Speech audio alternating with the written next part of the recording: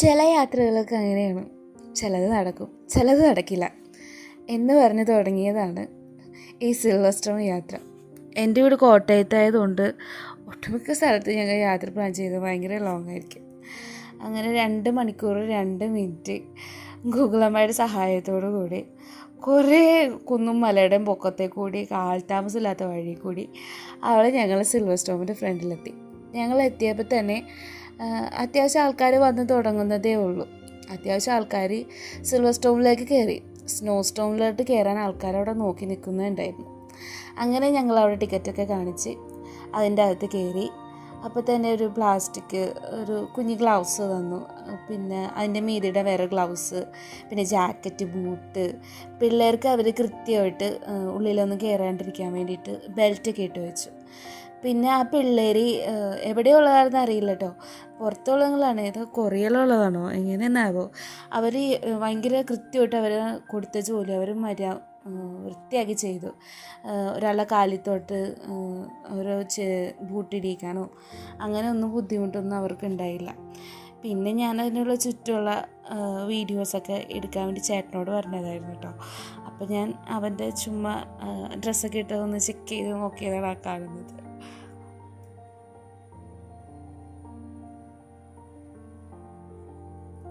പുറത്തുള്ള കാഴ്ച എടുക്കാൻ നോക്കിയപ്പോൾ ഒരു കുരിപ്പ് വെച്ച് തോന്നുന്നുണ്ട്. ഹായ് തന്നെ. ഓക്കെ, ഞാനത് കണ്ടില്ലായിരുന്നു. കണ്ടെങ്കിൽ ഞാൻ ഹായ് കൊടുത്തായിരുന്നു. ഞാൻ വീട്ടിലെത്തിയപ്പോഴായിരുന്നു അത് കണ്ടത്. പിന്നീട് ആൾക്കാർ വന്നിട്ടുണ്ടായിരുന്നു കേട്ടോ. അവരൊക്കെ ഡ്രസ്സ് ഇട്ട് തുടങ്ങുന്നതേ ഉള്ളൂ. പിന്നെ നമ്മളൊക്കെ നോക്കുന്നതുകൊണ്ട് അവർക്ക് ചമ്മലുണ്ടായിരുന്നു. പിന്നെ ഞാൻ അവരൊന്നും അധികം ഫോക്കസ് ചെയ്തില്ല. ചേട്ടനൊന്നും ജാക്കറ്റൊന്നും മര്യാദക്കൊന്നും ഇട്ടിട്ടില്ല. അവരെല്ലാം മര്യാദക്ക് ഇട്ടിട്ട് നിൽക്കാൻ പറഞ്ഞതാണ്. ചൂടെടുത്തിട്ട് നിൽക്കാൻ പറ്റാത്തത് കൊണ്ടാണ് കേട്ടോ ഇടാൻ പറ്റാഞ്ഞത്. ഞാനും തൊപ്പിയൊന്നും വെച്ചിട്ടുണ്ടായില്ല. പിന്നെ അവിടെ പുറത്തുള്ള കാഴ്ചകളാണ് ഈ കാണുന്നത് കേട്ടോ. അതൊക്കെ അവരുടെ കൗണ്ടറാണ് അങ്ങേ അറ്റത്ത് കാണുന്നത്.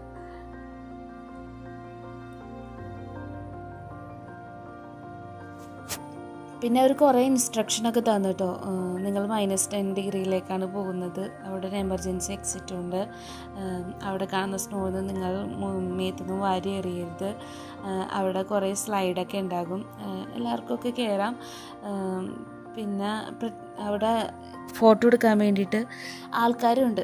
നമ്മുടെ ക്യാമറയൊക്കെ ഫോണൊക്കെ ചീത്തയാകാൻ ചാൻസ് ഉള്ളത് കൊണ്ട് നിങ്ങൾക്ക് അവിടെ നിന്ന് ഫോട്ടോ എടുക്കാവുന്നതാണെന്നൊക്കെ അവർ പറഞ്ഞതായിരുന്നു കേട്ടോ. അതൊക്കെ അത് കഴിഞ്ഞ് നമുക്ക് പൈസ കൊടുത്ത് മേടിക്കാവുന്നതുമാണ്. എല്ലായിടത്തും എല്ലാ ഏരിയയിലും ഉണ്ടത്. പിന്നെ അവിടെ സ്ലൈഡ് 2-3 സ്ലൈഡൊക്കെ ഉണ്ടായിരുന്നു കേട്ടോ. ഇത് ഞാൻ ചേട്ടനെ കൊണ്ട് എടുക്കാൻ പറഞ്ഞപ്പോൾ ചേട്ടനെ എടുക്കാമെന്നൊക്കെ. പിന്നെ എനിക്കവിടെ നിൽക്കാൻ പറ്റുന്നുണ്ടായില്ല, മൂക്കൊക്കെ കട്ടയിപ്പോയി, ശ്വാസം കിട്ടുന്നുണ്ടായിരുന്നു. പോവാൻ നിന്നപ്പോഴാണ് DJ അങ്ങനെ ചുമ്മാ കിടന്നങ്ങാട് തുള്ളി. എൻ്റെ മോൻ അങ്ങനെ വലിയ ഡാൻസും കളിക്കില്ലെങ്കിലും ചുമ്മാ അവരുടെ ഇടയിലൊക്കെ പോയി നിന്ന്. പിന്നെ ഞങ്ങൾ അവിടെ നിന്ന് ഇറങ്ങി. പിന്നെ അകത്തേക്ക് സിൽവർ സ്റ്റോമിൻ്റെ അകത്തേക്ക് ഞങ്ങൾ കയറി കേട്ടോ. അവിടെ പിന്നെ ഈ പൂക്കളൊക്കെ കൊണ്ട് ഭയങ്കര നല്ല ഭംഗിയായതുകൊണ്ട് നമുക്ക് കണ്ടിരിക്കാം.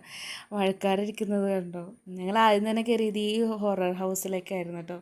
ഭയങ്കര കാണാൻ പേടിക്കാവുന്നതൊന്നുമില്ല, പക്ഷെ ഒച്ചയായിട്ട് നമ്മൾ പേടിക്കും. അതിൻ്റെ ഇടയിൽ ഒരു ചിരി വന്നിട്ട് ഞാൻ ചിരിച്ചതാണോ അതിൻ്റെ ഉള്ളത്തെ ചിരിയാണോ എന്ന് എനിക്ക് സംശയമുണ്ട് കേട്ടോ. പിന്നെ അവർ നമുക്ക് ഗ്ലൗസ് ഇട്ട് തന്നു. നമ്മൾ തൊട്ട് പോകാൻ പറഞ്ഞു. പാട് ഇല്ലാണ്ടിരിക്കാൻ വേണ്ടിയിട്ടായിരിക്കാം അവർ ഗ്ലൗസ് തന്നത്. പിന്നെ അതിൻ്റെ ഇടയിൽ ഞാൻ ചുമ്മാ കയറി മിററിൻ്റെ ഫ്രണ്ടിൽ ചെന്നൊരു പട്ടിഷോയൊക്കെ കാണിക്കുന്നുണ്ട്. പിന്നെ ഒരു ഗ്ലാസ്സൊക്കെ വെച്ച് ലൈറ്റൊക്കെ ഉണ്ടായിട്ടൊരു മുറി, സംഭവം നല്ലതായിരുന്നു കേട്ടോ. പിന്നെ ഇതേ ഒരാളൊഴിഞ്ഞൊരു ഏരിയ, അവർ ചവിട്ടി മതിയായിട്ട് ആൾക്കാർ നിർത്തി പോകണതാണ് കേട്ടോ. റൗണ്ട് ചവിട്ട് എല്ലാവരും പോകും. അങ്ങനെ ഞങ്ങൾ കയറി, ഞങ്ങൾക്ക് മടുത്ത് ഇറങ്ങിപ്പോകും. പിന്നെ നമ്മുടെ ലുലുവിലൊക്കെ ഉള്ളതുപോലെ കുറേ റൈഡ് ഉണ്ടായിരുന്നു കേട്ടോ. അങ്ങനെ അതിലും കയറി.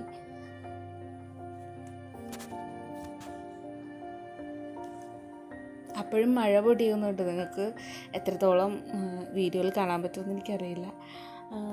എന്നാലും ഞങ്ങൾ അതും കൂടി കയറിയിട്ട് പോയി ഫുഡ് കഴിക്കാമെന്ന് കരുതി. പിന്നെ ചുറ്റുള്ള കാഴ്ചകളാണ് കാണുന്നത്.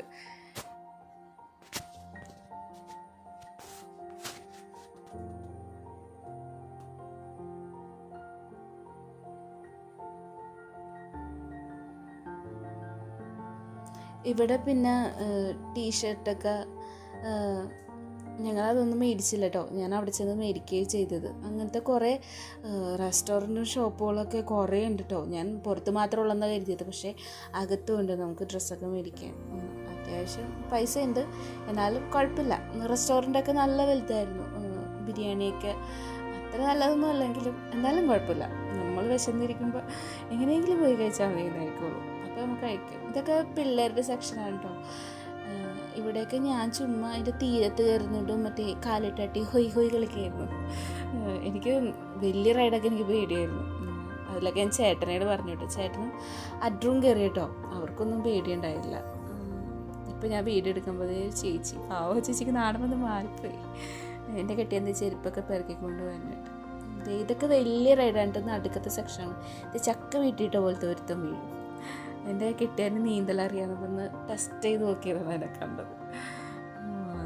പിന്നെ ഇതൊക്കെ വലിയ റൈഡാണ്. ഇതൊന്നും ഞാൻ കയറിയില്ല. അതിലൊക്കെ എൻ്റെ മോൻ കയറി കേട്ടോ. അടുത്തൊരു സെക്ഷൻ അതൊക്കെ പിള്ളേരുടെ ഇതൊക്കെ പിള്ളേരുടെ ഏരിയ ഉണ്ടാകും. ഞാൻ ഇതിലൊക്കെ കയറി ചുമ്മാ വെറുതെ കാലിട്ടാട്ടി കളിച്ചെന്നുള്ളൂ. ഇത് മഴക്കാറ് നിൽക്കുന്നത് കണ്ടോ. ഈ ഏരിയ സൂപ്പറായിരുന്നു കേട്ടോ. വേവിൻ്റെ ഇത് ഓരോ മണിക്കൂറിലും 15 മിനിറ്റ് വെച്ച് നമുക്ക് വേവ് വരും. അയ്യോ, നല്ല പാട്ടൊക്കെ ഇട്ട് നമുക്ക് അതിൻ്റെ ഉള്ളിൽ കയറി നല്ല രസമാണ്. ആണുങ്ങൾ വരെ പെണ്ണുങ്ങൾ വരെ അങ്ങനെ കേട്ടോ. 3 പ്രാവശ്യത്തെ 3 മണിക്കൂർ ഞങ്ങളവിടെ ആയിരുന്നു. 3 മണിക്കൂർ 15 മിനിറ്റ് വെച്ച് ഞങ്ങൾ അതിൻ്റെ ഉള്ളിലായിരുന്നു കേട്ടോ. ഇതൊക്കെ ആദ്യം തന്നെ കയറായിരുന്നു. വെള്ളത്തിൽ കയറി കഴിഞ്ഞ് നമ്മൾ ഇതിലൊന്നും കയറ്റില്ല. പിന്നെ ഞങ്ങൾ വന്നപ്പോൾ മഴയും ആയി. അതുകൊണ്ട് ഇതിലൊന്നും കയറാൻ പറ്റില്ല. ഈ റൈഡിൽ മാത്രം കയറി. പിന്നെ ഇതിലും കയറി. ഇതിലൊന്നും വെള്ളമൊക്കെ ആയിക്കഴിഞ്ഞാൽ നമ്മളെ കയറ്റില്ല അവർ. ഇതൊക്കെ മഴയായി നനഞ്ഞ്. ആൾക്കാരൊന്നും അവിടെ ഇല്ല. ചുമ്മാ വെറുതെ വീഡിയോ എടുത്തിട്ട് ഞങ്ങൾ അവിടെ നിന്ന് യാത്ര തിരിച്ചിട്ടോ. പുറത്തുനിന്ന് നോക്കിയപ്പോൾ എൻ്റെ മോന് ഭയങ്കര വിഷമമായിരുന്നു. ഒട്ടുമിക്ക റൈഡിലും കയറാൻ പറ്റിയില്ല. പിന്നെ ഇങ്ങോട്ട് വന്നപ്പോൾ ഞങ്ങൾ KSRTC വന്ന വഴി കൂടിയാണ് വന്നത്.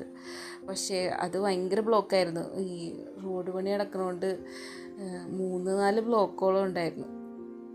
പിന്നെ കണ്ടിരിക്കാനൊക്കെ നല്ല രസമായിരുന്നു. ആന ഇറങ്ങുന്ന സ്ഥലം കുരങ്ങെന്നൊക്കെ എഴുതി വെച്ചിട്ടുണ്ടായിരുന്നു. പക്ഷേ ആന വരുമെന്ന് ഞങ്ങൾ കരുതിയില്ല. അപ്പോഴതേ ആന, അയ്യോ, നോക്കി ഇതൊക്കെയായിരുന്നു ആന. പേടിച്ച് വെച്ചേക്കും. അങ്ങനെ നോക്കി വന്നപ്പോൾ ഈ ഡ്രീം വേൾഡ്. അങ്ങനെ ഡ്രീം വേൾഡിൻ്റെ ഉള്ളിൽ ഒന്ന് എത്തി വലിഞ്ഞ് നോക്കി എന്തൊക്കെയുണ്ടാന്ന് നോക്കിയപ്പോഴാണ് ഇവിടെ സ്റ്റോമൊക്കെ ഉണ്ടല്ലോ, സെയിം അവിടെ ഉള്ളത് തന്നെ ഇവിടെ. കൊള്ളാം. ഇനി എന്തായാലും ഇങ്ങോട്ട് കൊണ്ടുവരുമോ എന്ന് ചോദിച്ചിട്ടാണ് ഞാനവിടെ നിന്ന് വിട്ടത്.